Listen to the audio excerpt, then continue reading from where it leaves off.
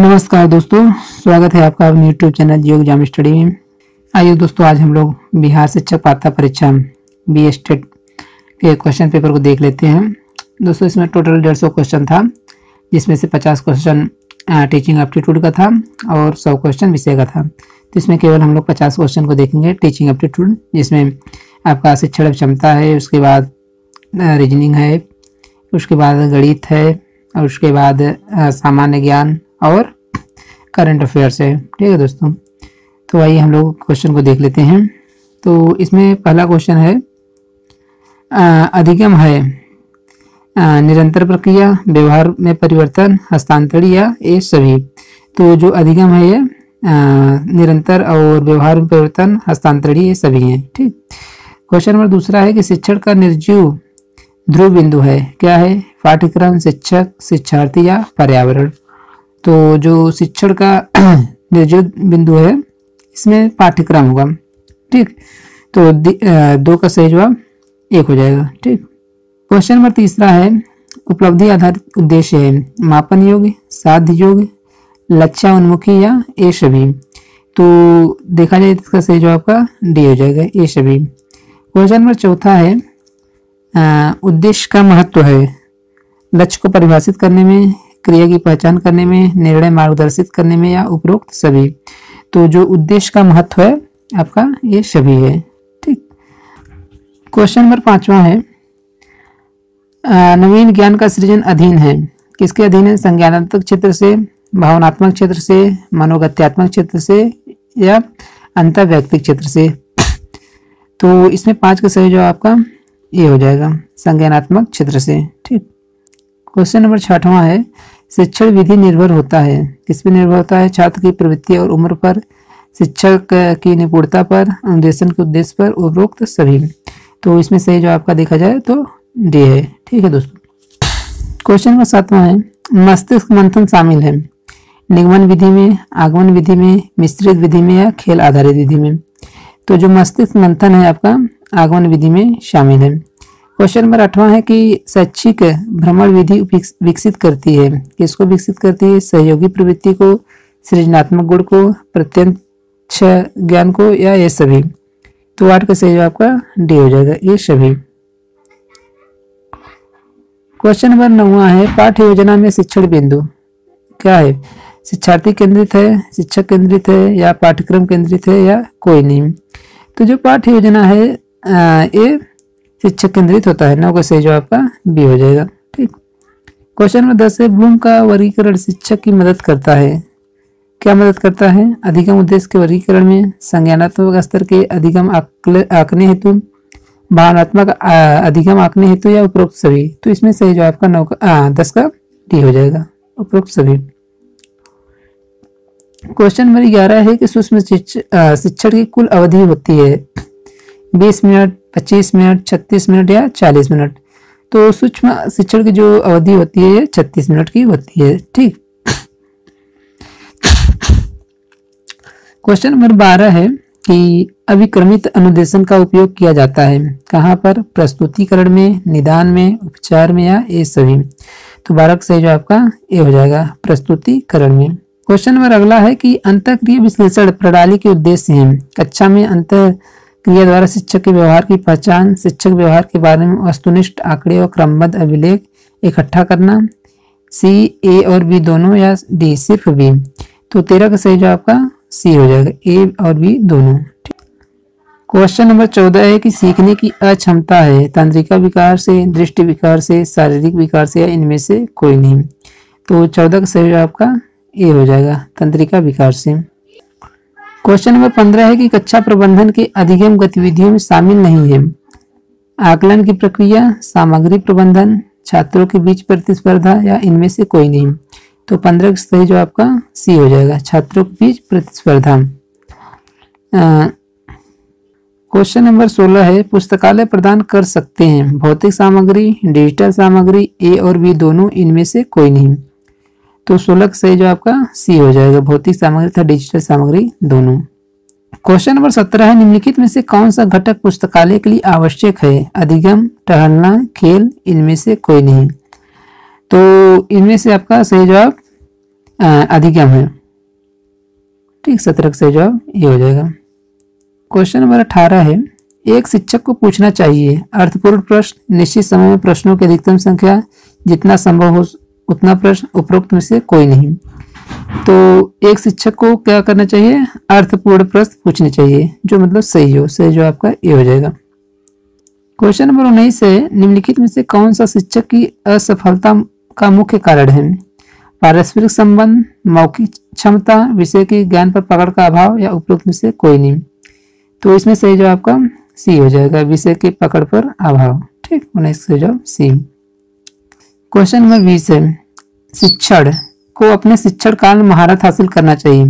उसमें शिक्षण की जगह शिक्षक होना चाहिए। ठीक, शिक्षक को अपने शिक्षण काल में महारत हासिल करना चाहिए किसी एक शिक्षण विषय में, सभी शिक्षण विधियों में समान रूप से, ए और बी दोनों, या इनमें से कोई नहीं।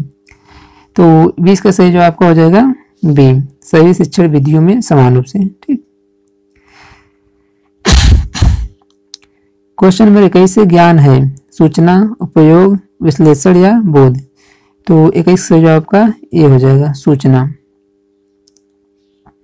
क्वेश्चन नंबर 22 है, निर्माणात्मक मूल्यांकन किया जाता है शिक्षण अधिगम प्रक्रिया के बाद, शिक्षण अधिगम प्रक्रिया के पहले, शिक्षण अधिगम प्रक्रिया के दौरान, उपरोक्त में से कोई नहीं। तो 22 सही जवाब आपका सी हो जाएगा, शिक्षण अधिगम प्रक्रिया के दौरान। क्वेश्चन नंबर 23 है, रुचि के मूल्यांकन के लिए किस तकनीक का उपयोग किया जाता है?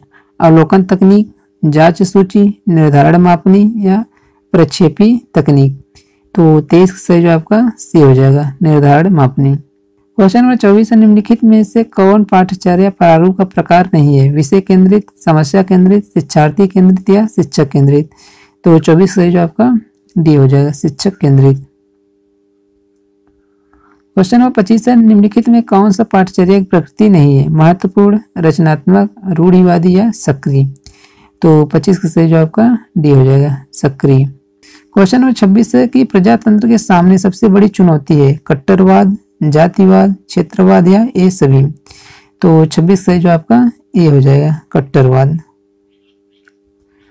क्वेश्चन नंबर 27 है, शिक्षक को सभी छात्रों के साथ व्यवहार करना चाहिए दोस्त की तरह, मालिक की तरह, समाज रूप से, या व्यक्तिगत रूप से। तो जो शिक्षक है किस प्रकार से व्यवहार करना चाहिए बच्चों के साथ? दोस्त की तरह। ठीक, क्वेश्चन नंबर 28 है, विफलता हमारे सर्वोत्तम शिक्षक हो सकता है अगर हम पहले से ज़्यादा मेहनत करते हैं, अगर हम विफलता के कारणों को जान लेते हैं, अगर हम विफलता कारण जान लेते हैं और पहले से ज़्यादा उत्साहित होकर श्रम करते हैं, उपरोक्त सभी। तो 28 सही जवाब आपका सी हो जाएगा। ठीक, क्वेश्चन नंबर 29 है, चाक बोर्ड एक प्रकार की शिक्षण सामग्री है दृश्य, श्रव्य, दृश्य श्रव्य, इनमें से कोई नहीं। तो जो चाक बोर्ड होता है आपका दृश्य सामग्री हो जाएगा। ठीक, 29 सही जवाब ये हो जाएगा। क्वेश्चन नंबर 30 है कि टेलीविजन है दृश्य सामग्री, श्रव्य दृश्य सामग्री, श्रव्य सामग्री, इनमें से कोई नहीं। तो टेलीविजन जो है ये दृश्य श्रव्य दोनों है, कहने मतलब इसको सुन भी सकते हैं और देख भी सकते हैं। क्वेश्चन नंबर 31 है, हरेक वंश का संस्थापक कौन है? अजातशत्रु, हर्षवर्धन, बिंबिसार, या घनानंद। तो जो हरेक वंश था आपका इसके संस्थापक बिंबिसार थे। ठीक, क्वेश्चन नंबर 32 है, निम्नलिखित में से किस प्रकार की मिट्टी का भारत सबसे बड़ा क्षेत्रफल है? जलोढ़, काली मिट्टी, ठीक, लाल, या लेटेराइट। तो भारत सबसे ज्यादा जो मिट्टी का जमाव है आपका जलोढ़ मिट्टी पाई जाती है, जो कि नदियों के पाट क्षेत्र में पाया जाता है। क्वेश्चन नंबर 33 है, निम्नलिखित में से कौन सा ऐसे मनी मार्केट इंस्ट्रूमेंट है? ट्रेजरी बिल, वाणिज्यिक पत्र, जमा प्रमाण पत्र, या ये सभी। क्वेश्चन नंबर 34 है, फरवरी 1938 में बिहार की निर्वाचित सरकार ने किस कारण से त्यागपत्र दे दिया? युद्ध में भारत की भागीदारी, गांधी के आह्वान पर अंग्रेजों के खिलाफ सत्याग्रह, अंग्रेजों द्वारा लगाए जा रहे उच्च कर, राजनीतिक कैदियों की रिहाई के लिए। तो 34 सही जो आपका डी हो जाएगा, राजनीतिक कैदियों की रिहाई के लिए।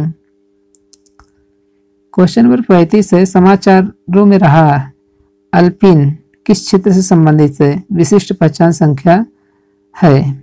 तो कराधान, भूमि संसाधन, MSME, ड्रोन पंजीकरण। तो 35 से जो आपका बी हो जाएगा, भूमि संसाधन। क्वेश्चन नंबर 36 है कि निम्नलिखित में से कौन सी बीमारी धुंध के कारण होती है? अस्थमा, ब्रोंकाइटिस, सांस लेने में समस्या, या ये सभी?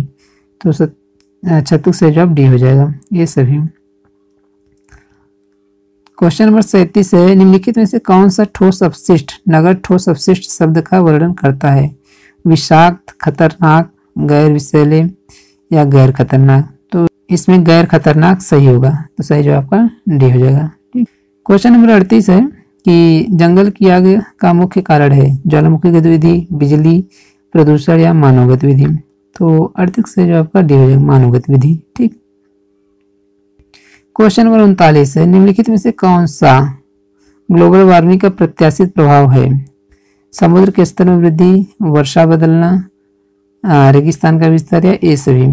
तो ग्लोबल वार्मिंग जो प्रत्याशित प्रभाव है ये सभी इसमें दिखाई देंगे, तो 39 से आपका डी हो जाएगा। क्वेश्चन नंबर 40 से किश्तवाड़ राष्ट्रीय उद्यान की स्थापना किस वर्ष हुई थी? 1981, 1999, 2001, या 1976? तो 40 से जो आपका ये हो जाएगा 1981। क्वेश्चन नंबर 41 है यदि एक वर्ग की भुजा 14 मीटर है तो उसका क्षेत्रफल ज्ञात कीजिए। तो इसमें वर्ग का क्षेत्रफल बराबर भुजा स्क्वायर होता है, तो 14 का हम स्क्वायर करेंगे तो 196 आएगा। ठीक, तो मीटर में है तो हम लोग मीटर में कर लेंगे। 27 सही जवाब सी। क्वेश्चन नंबर 42 है कि परिकलित साधारण ब्याज अगर मूल राशि 50,000 है और दर 4 साल के लिए 2% है, कहने वाला 2% वार्षिक ब्याज की दर से 4 साल के लिए 50,000 का साधारण ब्याज कितना होगा? ठीक, इसमें साधारण ब्याज बराबर हो जाएगा मूलधन गुणे समय गुणे दर बटा 100।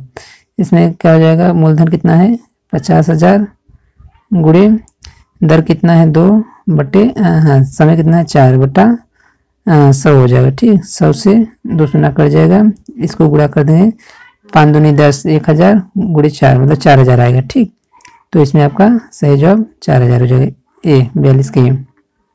क्वेश्चन नंबर 43 है कि कोष्टक में 0.75 गुणे 4.4 गुणे 2.4 कोष्टक बंद भागे 0.6 बराबर कितना होगा? तो इसको जब आप निकालेंगे तो 13.2 आएगा। ठीक, क्वेश्चन नंबर 44 है दो संख्याओं का लघुत्तम समापवर्तक 168 है और उसमें से उच्चतम समापवर्तक है। यदि संख्याओं का अंतर 60 है तो संख्याओं के योग क्या है? ठीक, तो इसको आप निकालेंगे 44 का, तो सही जवाब आपका 108 आएगा। ठीक है, ये क्वेश्चन नंबर 45 है रमेश और सुरेश के मिट्टी के किलो की ऊंचाई 8 सेंटीमीटर और 15 सेंटीमीटर है, वे 24 सेंटीमीटर अलग हैं, किले के शिखर एक दूसरे से कितनी दूर हैं? ठीक, तो इसको जब आप निकालेंगे तो इसका सही जवाब 25 आएगा। ठीक, 25 सेंटीमीटर। क्वेश्चन नंबर 46 है कि अपराध अनुपात दंड विलेख बराबर क्या होगा? ठीक, तो 46 का आपका सही जवाब का ए हो जाएगा, आनंद। ठीक, क्वेश्चन नंबर 47 है वह शब्द चुने जो समूह के अन्य शब्दों से सबसे कम मिलता जुलता हो। Anthracite, bituminous, granite, lignite. ठीक, तो 47 सही जवाब का सी हो जाएगा, ग्रेनाइट। क्वेश्चन नंबर 48 है कि 1 2 3 1 4 9 1 कामा डॉट डॉट 27 है। इसमें देखें कि इसमें 3 3 का ग्रुप बनाया गया है। एक का गुणा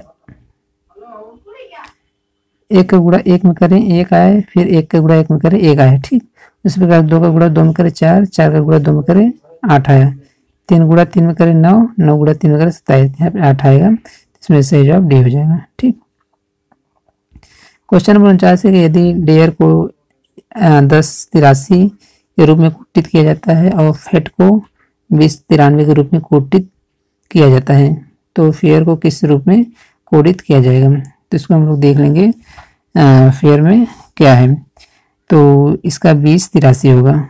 ठीक, ए। क्वेश्चन नंबर 50 है कि मार्कंडे राजीव की माँ के पिता हैं। मार्कंडे के 3 भाई हैं, उनमें से एक का पोता अभी है, राजन अभी का पुत्र है। राजन राजीव से किस प्रकार संबंधित है। तो सबसे पहले मार्कंडेय जो है राजीव की माँ के पिता हैं। तो राजीव जो है उसके माँ के पिता कौन है? मार्कंडेय, मतलब मार्कंडेय इसके क्या लगेंगे? नाना लगेंगे। ठीक, मार्कंडेय 3 है, उनमें से एक का पोता अभी है। अभी मतलब इनका पोता है, तो कहने मतलब ये अभी इसका राजीव का भाई लगेगा। राजन अभी का पुत्र है। ठीक, राजन राजीव से कैसे संबंधित है? तो राजन जो है राजीव का भतीजा लगेगा। 50 का सही जवाब बी हो जाएगा। ठीक, तो दोस्तों ये था टोटल 50 क्वेश्चन। और अगर अभी तक आपने इससे पहले टीचिंग एप्टीट्यूड का जो क्वेश्चन पेपर था उसको नहीं देखे हैं, जो कि 2023 में एग्जाम हुआ था 4 और 6 सितंबर को, उसको आप लोग देख लीजिए, उसका लिंक डिस्क्रिप्शन में है। दोस्तों अगर अभी तक आप चैनल पर नए हैं तो चैनल को सब्सक्राइब करें और आपके जो भी सुझाव उसे कमेंट करिए। वीडियो अच्छी लगे तो वीडियो को लाइक कर लीजिए और अपने दोस्तों तक शेयर करिए। वीडियो देखने के लिए आप लोग का बहुत बहुत धन्यवाद।